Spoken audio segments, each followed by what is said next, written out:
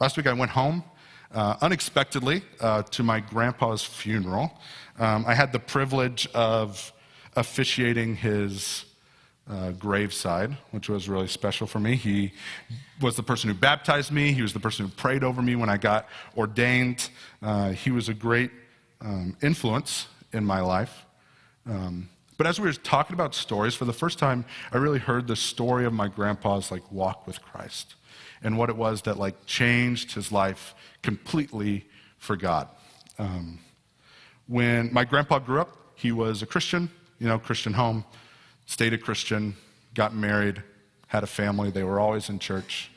But he had a brother who took the opposite path of him.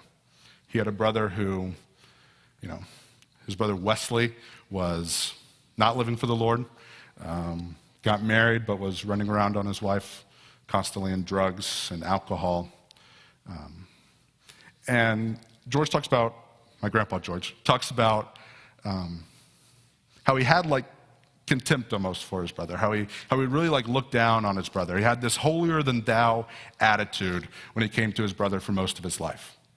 That he couldn't understand why he was living the way he was living, and he didn't really want to be around him all that much because he was a bad influence on his kids and all this stuff. And he said the moment that changed him was actually at a kids camp. He was a sponsor at a kids camp, and he went, the speaker preached and he went forward, and he said that changed my life forever because after that point, I had a genuine love for the lost around me. I had a genuine hope for the people around me. And it first manifested itself in his brother.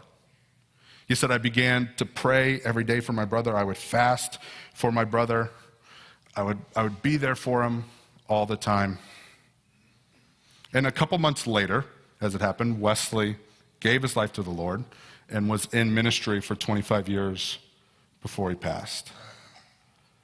My grandpa experienced the holiness of God, and once he did, he was able to love people the way God loved him.